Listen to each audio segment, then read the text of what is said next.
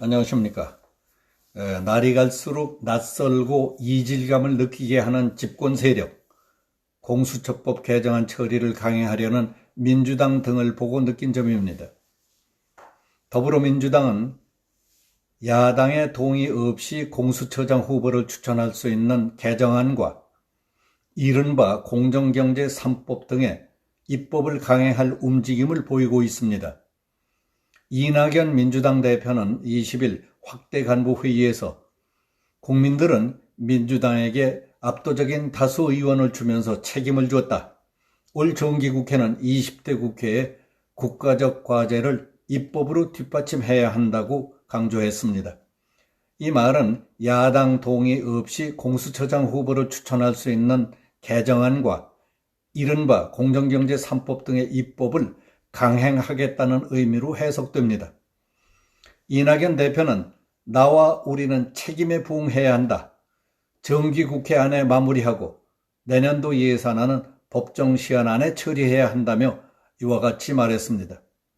이 대표는 공수처법 개정안에 대해 공수처법의 소수 의견 존중 규정이 악용돼서 국민의 기다림을 배반했다. 이제 더는 기다리게 해서는 안 된다. 법제사법위원회가 의원들의 지혜를 모아서 국회법 절차에 따라 처리해달라고 당부했습니다. 공수처장 후보 추천위원회는 지난 18일 3차 회의를 열고 10명의 예비 후보에 대해 검증 작업을 벌인 뒤에 표결 끝에 다수 득표자 4명을 후보군으로 압축했습니다. 그러나 최종 후보 2명을 가려내지는 못했습니다. 추천위원 7명 가운데 6명 이상의 동의를 얻어내지 못했기 때문입니다. 철저한 검증을 하겠다고 벼르던 국민의힘 측 추천위원 2명이 반대표를 던진 것으로 보입니다. 이처럼 3차 회의에서도 후보 선정과 관련한 결론을 내리지 못하자 여당이 주도해오던 후보 추천위원회는 그 활동을 중단하기로 결정했습니다. 그리고 더불어민주당은 즉각 국민의힘의 비토권을 무력화하는 내용의 공수처법 개정안을 통과시켜 강행하겠다는 방침을 밝혔습니다. 김도읍 의원을 비롯한 국민의힘 의원들은 여권이 주도해온 공수처장 후보 추천위원회가 활동 종료를 선언하자 여당은 기다리고 있었다는 듯이 공수처법 개정 작업에 착수했다.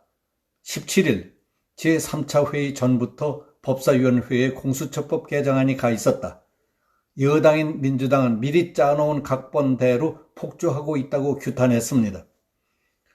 민주당이 추진하고 있는 공수처법 개정안은 국민의힘이 반대해도 추천위원의 3분의 2인 5명이 찬성하면 추천할 수 있도록 의결 정족수를 개정하는 안과 국민의힘의 추천 몫을 국회의장에게 넘기는 안 등 두 개정안이 제출된 상태입니다.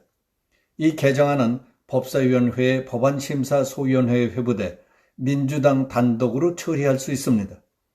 민주당이 공수처법 개정안 처리를 강행할 경우 25일 법사위원회 법안소위원회와 전체 회의를 통과해 12월 2일로 예정된 본회의에서 처리될 전망입니다.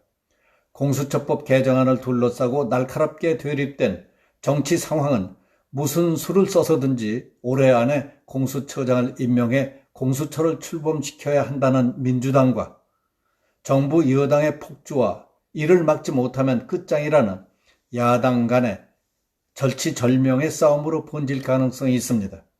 이낙연 당대표를 비롯한 민주당 지도부는 국민의 신임을 받은 여당으로서 시간 끌기 작전으로 공수처를 무산시키려는 야당에게 언제까지 질질 끌려다닐 수는 없다는 명분을 내세워서 야당의 거부권을 무산시키면서라도 강행하겠다는 방침을 굳혔습니다.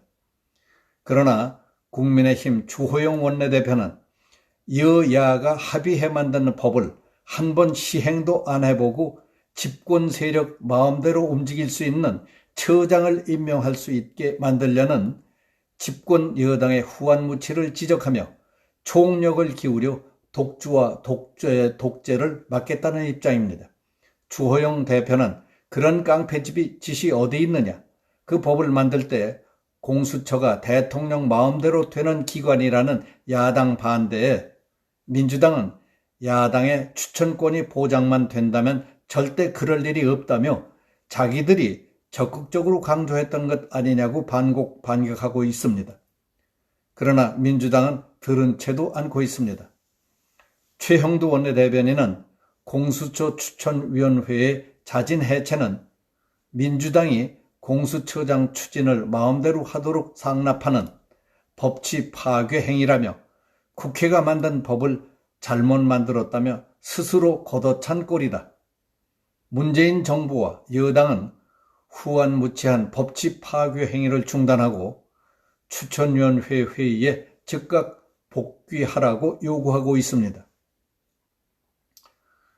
그리고 뜻있는 사람들은 지난 총선에서 180석 가까운 의석을 확보한 민주당은 정당으로서의 원칙과 룰, 상식선을 깨고 당리당락을 위해서라면 독주, 독선과 독재로 가는 길도 서슴지 않고 있다고 우려하고 있습니다. 그렇지 않고서야 여야 합의로 만들어진 법도 깔아뭉개고 무법, 위법, 초법, 탈법을 일삼는 무서운 정치 집단처럼 변모할 수가 있겠습니까?